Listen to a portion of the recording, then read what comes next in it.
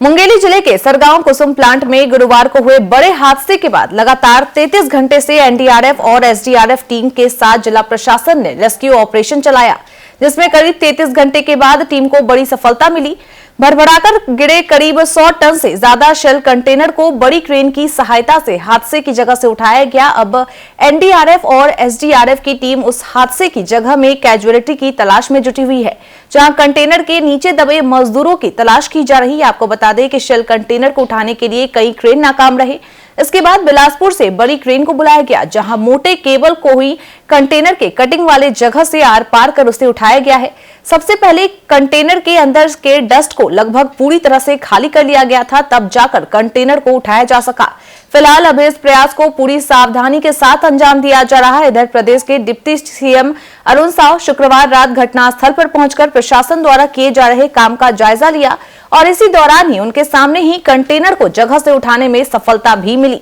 Shell container को उठाने के बाद रेस्क्यू टीम को घटनास्थल से 2 बॉडी मिली है, जिसकी पहचान अभी नहीं हुई है। डिप्टी सीएम अरुण साव ने मीडिया से चर्चा के दौरान रेस्क्यू टीम की हौसला अफजाई करते हुए लापरवाही करने वाले और दोषियों पर जांच के बाद कार्रवाई की बात कही है।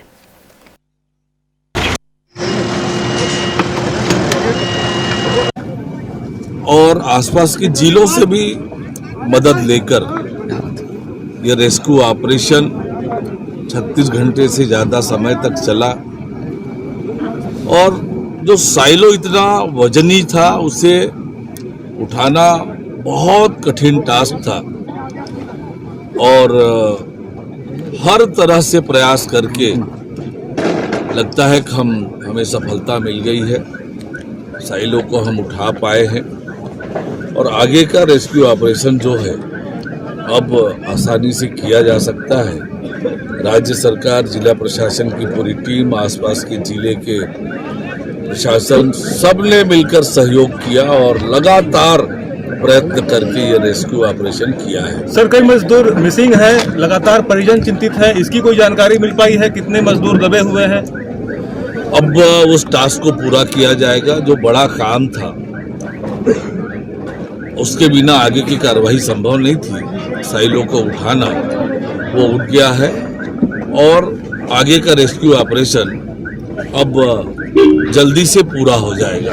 परिजनों के लिए क्या जो परिजन है जिन्होंने अपनों को खोया है, सरकार और कारखाना मैनेजमेंट से हर संभव उनको सहयोग मिलेगा। राज्य सरकार पूरी तरह से उनके साथ है। जिले के प्रशासन उनसे हर तरह से संपर्क में है, उन्हें मदद कर रही है और हर संभव हम मदद करेंगे। किसी के परिजन खोए हैं उसे लौटाना तो बड़ा कठिन है, लेकिन परिजनों को जो संभव मदद है वो पूरा किया जाए। लापरवाही चूक पर जो अभी फैक्ट्री एक्ट के अंतर्गत जांच चल रही है।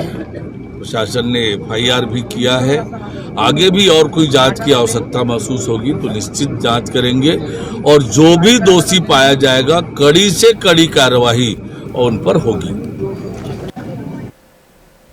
इस खबर पर विस्तार से जानकारी लेने के लिए जिला ब्यूरो मुंगेली से हमारे साथ निखिलेश लाल जुड़ चुके हैं।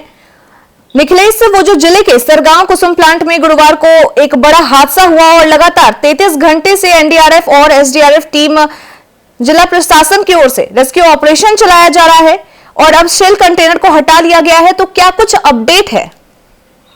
प्रज्ञा, थोड़ा सा मैं करेक्ट कर दूं, ये लगातार जो 43 घंटे से अधिक हो चुके थे जिस ऑपरेशन को, रेस्क्यू ऑपरेशन को चलाया जा रहा था, उस कंटेनर के नीचे जो संभावित मजदूर जो हैं जिनकी बॉडी वहां से प्राप्त हुई है, जब उस कंटेनर को हटाया गया और ये सफल रेस्क्यू रहा। हालांकि इसमें किसी की जान नहीं बचाई जा सकी है। जो कंटेनर के नीचे जो दबे श्रमिक थे जिनको निकालने का जो प्रयास जो लगातार 43 घंटे से किया जा रहा था, उसमें सफलता तो मिली, पर वो 3 डेड बॉडीज जो श्रमिक हैं वहां जो उस प्लांट में काम करते थे उनके शव तक प्रशासन पहुंचा और उन्हें निकाल करके पोस्टमार्टम के लिए बिलासपुर के सिम्स में भेजा गया है। मैं बता दूं कि उसमें जो पहचान हुई है, एक टेक्निकल इंचार्ज था जो वहां का स्टाफ का था, बाकी 2 श्रमिक थे जिनकी पहचान हुई है।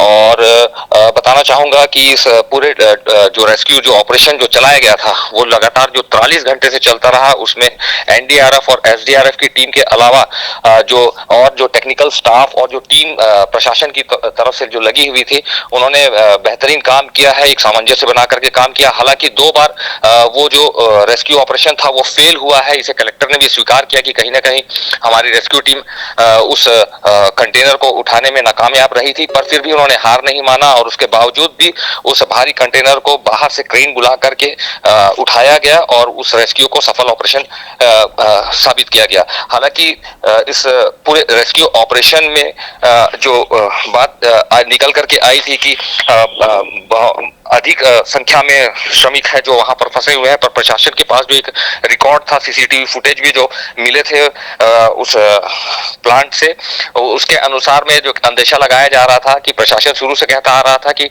3 से 4 पर्सन ही हैं जो उस हादसे के शिकार हुए हैं, जिसमें से जो पहला पर्सन था जिसे रेस्क्यू करके निकाला गया था हादसे के वक्त ही, जिसकी इलाज के दौरान में बिलासपुर में मौत हो गई थी। हालांकि उनके परिजन वहां पर उपस्थित हुए थे और जिन परिजनों ने मिसिंग दर्ज कराई थी, उस अनुसार में प्रशासन और भी तलाश कर रहा था। चूंकि बाहर स्टेट से भी और भी जो काम में आते हैं उनके रिकॉर्ड्स वहां पर उपलब्ध नहीं हो पा रहे थे, फिर भी प्रशासन उस रेस्क्यू ऑपरेशन को सफल बनाने के लिए पूरी कवायद में टीम के साथ में जुटी हुई थी। जी प्रज्ञा। निखिलेश, अब तक 3 बॉडी मिल चुकी है, तो जो अन्य मजदूर फंसे हुए हैं, क्या उनमें किसी के जीवित होने की संभावना है? प्रज्ञा, बता दूं कि ये पूरा ऑपरेशन अब समाप्त हो चुका है। जिस जगह में जिस कंटेनर शेल कंटेनर को के नीचे दबे होने की जो संभावना थी, अब वो पूरी तरह से साफ हो चुकी है। देर रात में ही उस कंटेनर को उठाया गया और उसके बाद फिर एनडीआरएफ और एसडीआरएफ की पूरी टीम ने पूरी बारीकी से उस जगह को ऑब्जर्व करते हुए सारे मलबों को हटा करके एक जगह पर कि कहीं और तो कोई दबा नहीं हो सकता, उसकी पूरी बारीकी से जांच की और वहां सिर्फ 3 बॉडीज ही मिली है, जिनमें एक जो टेक्निकल इंचार्ज था, जो स्टाफ था, उसकी पहचान हुई थी और 2 जो श्रमिक थे वो पास के जो ग्राम है वहां से वहां के निवासी थे जो वहां पर काम करते थे। और एक जो मौत जो हुई थी, जो पहले जो श्रमिक जिसको लेकर के गए थे बिलासपुर में जहां शिफ्ट किया गया था, उसके इलाज के दौरान जो मौत हुई थी, तो कुल मिलाकर के 4 मौत इस हादसे में हुई है। इसके अलावा में और कोई जानकारी अभी तक उपलब्ध नहीं कराई गई है। फिर भी प्रशासन अभी भी थोड़ी सी जो जांच है कि हर एक जो, चूंकि सवाल यह है कि फैक्ट्री एक्ट का उल्लंघन तो नहीं हुआ, उस लापरवाही का जब जांच की जा रही है तो उसमें वो जांच भी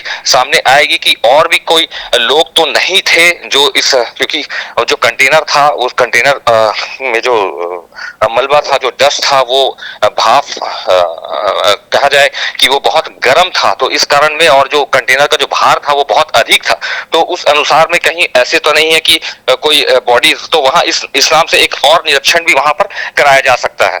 जी प्रज्ञा। धन्यवाद निखिलेश, इस खबर पर विस्तार से जानकारी देने के लिए।